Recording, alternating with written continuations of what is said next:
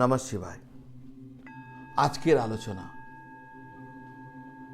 এমন এক বিষয় নিয়ে করতে চলেছি যা আপনাদের জীবনের সব থেকে গুরুতর সমস্যাকে সমাধান করতে পারে। আমি এর নাম দিয়েছি ব্রহ্মাস্ত্র উপায়। কারণ এই ব্রহ্মাণ্ডে এই উপায়ের থেকে মহা উপায় আর কিচ্ছু নেই। ব্রহ্মাস্ত্র যেমন এমন এক অস্ত্র, তার উপর আর কোনো অস্ত্র নেই, তেমনি এই উপায় যা বলতে চলেছি এর উপর আর কিচ্ছু নেই। জীবনে চলার পথে নানা রকম দুর্ভাগ্য সমস্যা আমাদের জীবনে আছে।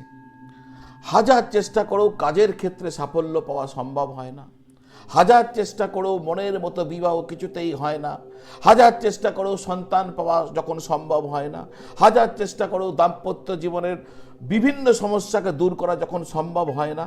হাজার চেষ্টা করেও ভয়ঙ্কর রোগ থেকে নিজেকে যখন মুক্ত করা সম্ভব হয় না। হাজার চেষ্টা করেও শত্রুর মারাত্মক ক্ষতি করার প্রবণতাকে যখন রোধ করা যায় না। হাজার চেষ্টা করেও দুর্ঘটনা, ভয়, এ সমস্ত সমস্যার হাত থেকে নিজেকে যখন রক্ষা করা সম্ভব হয় না, তখন এমন এক উপায় আছে যা আপনাকে এই সমস্ত সমস্যার ক্ষেত্রে আপনাকে অসামান্য লাভ দিতে পারে। আমি যে উপায়ের কথা বলতে চলেছি এটাকে বলবেন, আমি তো বলি আপনারাও বলবেন, ব্রহ্মাস্ত্র উপায়। এই উপায়কে ব্রহ্মাস্ত্র এই জন্যই বলছি যে এই উপায় সারা জীবনে আপনি মাত্র একবার করতে পারবেন। এই উপায় আপনি যদি বারংবার করতে যান না, তাহলে আপনি কিন্তু মহা বিপদে পড়ে যাবেন। বারংবার করবেন না, আমি আগেই বলে দিচ্ছি, বিধিবদ্ধ সতর্কীকরণ।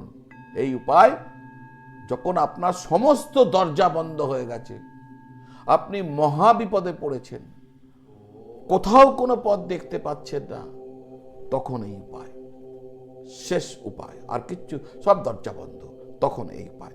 বারংবার নয়, কারণ এটা ব্রহ্মাস্ত্রের মতন সেই অস্ত্র যার প্রয়োগ মাত্র অন্তিম প্রয়োগ হিসাবে করা হয়। আপনাদের অনেকেরই জানতে ইচ্ছা করছে যে কি সেই উপায়। নিশ্চয়ই আমি আপনাদেরকে আজকে এই চ্যানেলের মধ্যে দিয়ে সেই উপায়ের কথা বলবো।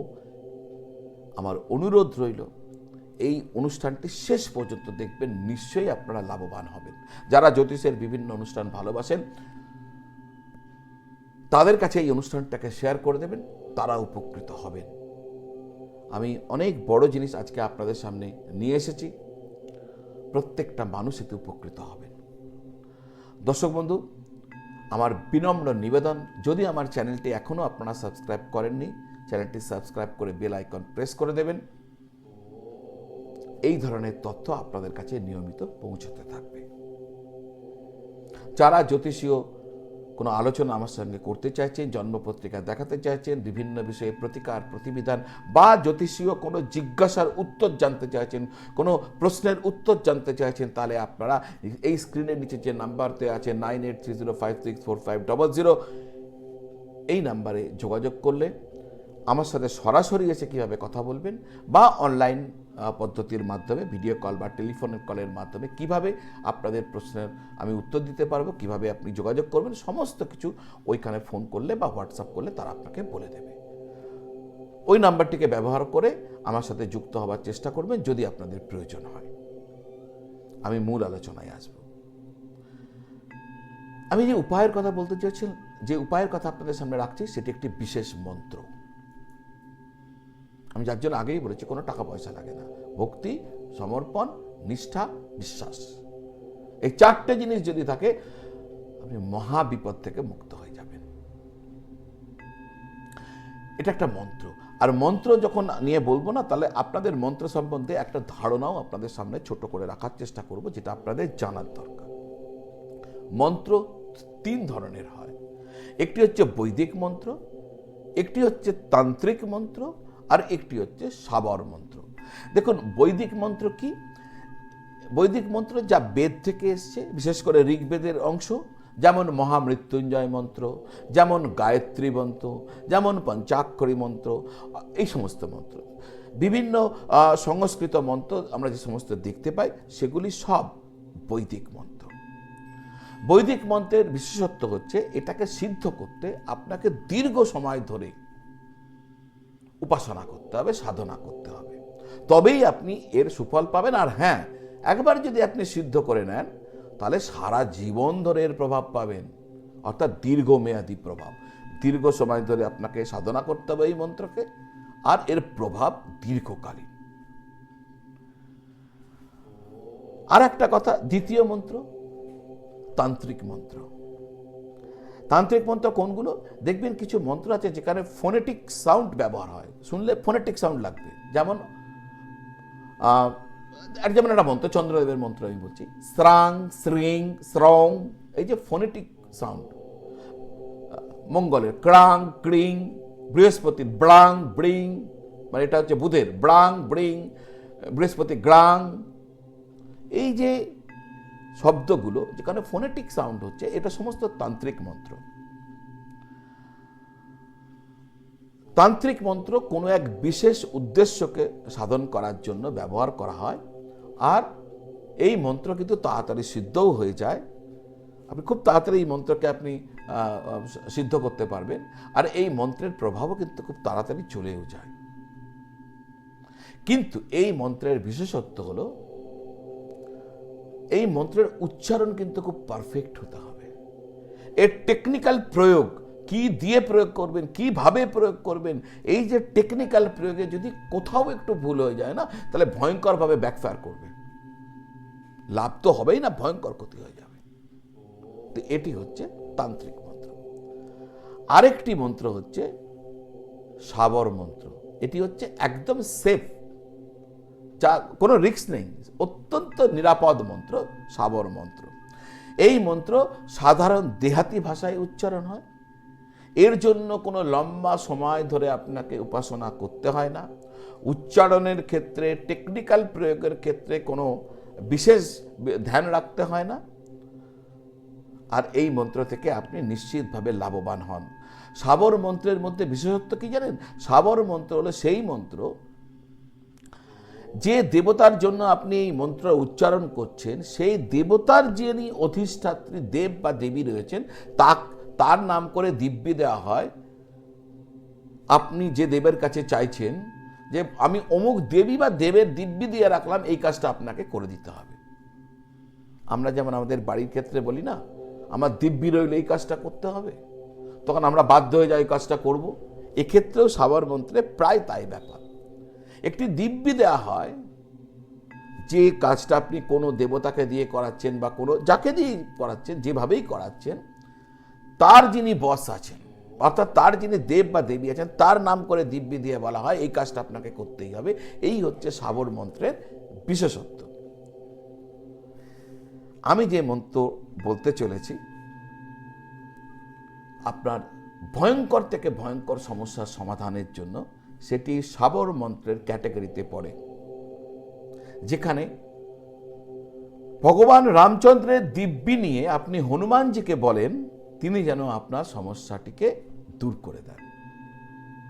ভগবান রামচন্দ্রের দিব্যি দিয়ে হনুমানজিকে বলেন, তিনি যেন আপনার সমস্যা মিট করিয়ে দেন, কাটিয়ে দেন, ঠিক করে দেন।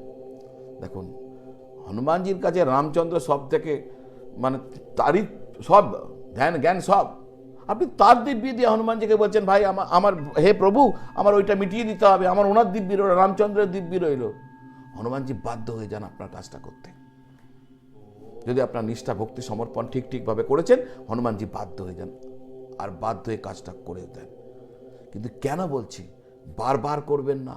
একবার ব্রহ্মাস্ত্র, যখন সমস্ত দরজা বন্ধ আর এমন জায়গাতে আপনি দাঁড়িয়ে রয়েছেন, এর পড়ার কিচ্ছু নেই, সব অন্ধকার, কোনো পথ খোলা নেই, তখন আপনি এটা করবেন। সামান্য ব্যাপারে যদি করেন, তাহলে ব্যাকফায়ার করে যাবে। আর হনুমানজি রেগে গেলে কি হয় আপনি ভালো করে জানেন, লঙ্কাকাণ্ড ঘটে যাবে আপনাদের। তাহলে প্রয়োজনে করবেন, অপ্রয়োজন না, বিশেষ প্রয়োজনে, প্রয়োজনেও না, বিশেষ প্রয়োজনে। এবার আসা যাক কি মন্ত্র আর কি তার বিধি। এই মন্ত্রকে বলা হয় বজরং বাণ। হনুমানজির উদ্দেশ্যে এক বিশেষ মন্ত্র পাঠ। আপনার কি করবেন, আপনার পূজার ঘরে রাম দরবার স্থাপন করবেন এবং সেখানে হনুমানজির মূর্তি স্থাপন করবেন।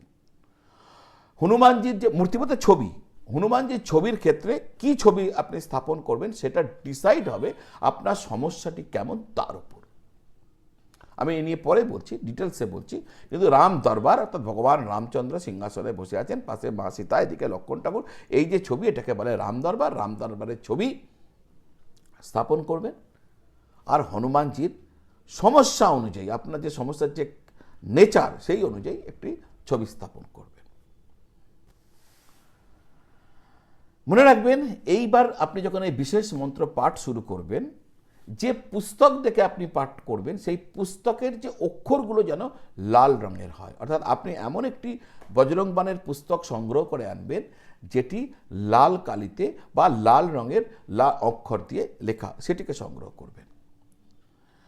আপনি আগেই ঠিক করে নেবেন এই যে বিশেষ পাঠ কোন সময়ে করবেন। সময় খুব ইম্পর্টেন্ট। আজকে সকালে, কালকে দুপুরে, পরশু রাত্রে, একদম না। আপনি ঠিক করেছেন রোজ সন্ধ্যেবেলায় করব 8টায়, তো রোজ সন্ধ্যেবেলায় 8টায়। আপনি ঠিক করেছেন রোজ সকাল 6টায়, তো রোজ সকাল 6টায়। টাইমকে কিন্তু আপনি আগে ফ্রেম করে নেবেন। কবে শুরু করবেন? শুরু করতে হবে আপনাকে শনি বা মঙ্গলবার দিন। যখন আপনি পাঠ করবেন আপনাকে একই আসনে বসে পরপর 7 বার পাঠ করতে হবে, অর্থাৎ 7টির বজরং বাণ পাঠ করতে হবে। কমসে কম 40 দিন আপনাকে পরপর পাঠ করে যেতে হবে। এই সময়কালে আপনাকে অত্যন্ত সাত্ত্বিকভাবে থাকতে হবে, নিরামিষ ভোজন করতে হবে, তামসিক ভোজন থেকে দূরে থাকবেন, নিজেকে পবিত্র রাখতে হবে। মনে রাখবেন 40 দিনের মধ্যে একদিনও যেন বাদ না যায় যেদিন আপনি এই পাঠ করেননি, তাহলে কিন্তু নিষ্ফল হয়ে যাবে। এই পাঠ শুরুর আগে সর্বপ্রথমে ভগবান রামচন্দ্রকে প্রণাম করে নেবেন, তারপরে হনুমানজিকে প্রণাম করে নেবেন। প্রথম দিন পাঠ শুরু করার আগে, একদম প্রথম দিন পাঠ শুরু করার আগে সংকল্প করবেন। কীরকম? হাতে জল নেবেন, নিয়ে আপনি আপনার নাম বলবেন, আপনার পিতার নাম বলবেন, আপনি যে স্থানে আছেন সেই শহরের নাম বলবেন, বলে কি উদ্দেশ্যে আপনি পাঠ করছেন, কোন সমস্যার জন্য পাঠ করছেন সেটি বলে, যে হে প্রভু, হনুমানজিকে বলছেন এই সমস্যার সমাধানের জন্য আমি এই পাঠ করছি, আপনি তার সুরাহা করে দেবেন বলে জলটিকে মাটিতে ফেলে দেবেন। এটা কিন্তু একবার করবেন, সংকল্প একবার হয়। তারপরে প্রতিদিন পাঠ করবেন। পর পর একই আসনে বসে 7 বার করে আপনাকে পাঠ করতে হবে বজরং বাণ। বজরং বাণ পাঠ শেষ হয়ে যাবার পর একবার হনুমান চালিসা পাঠ করবে। তাহলে কি? আপনি সংকল্প করলেন, পর পর 7 বার বজরং বাণ পাঠ করলেন, তারপরে হনুমান চালিসা পাঠ করলেন, তারপরে প্রণাম করলেন, উঠে গেলেন। পরের দিন সংকল্প করতে হবে না, আবার পরপর 7 বার একই সময়ে বজরং বাণ পাঠ করলেন, হনুমান চালিসা পাঠ করলেন, উঠে গেলেন। কন্টিনিউয়াস 40 দিন আপনাকে এইভাবে করতে হবে। এতক্ষণ পর্যন্ত যদি আপনারা এই অনুষ্ঠান দেখছেন তাহলে আপনাদের ভালো যদি লেগে থাকে তাহলে আমি আপনাদের কাছ থেকে লাইক বা কমেন্ট আশা করব। আর হ্যাঁ, যদি এতক্ষণ দেখেছেন আর আমার চ্যানেল এখনও সাবস্ক্রাইব করা হয়ে ওঠেনি তাহলে বেল আইকন প্রেস করে দিন আর চ্যানেলটিকে সাবস্ক্রাইব করে দিন। নমঃ শিবায়।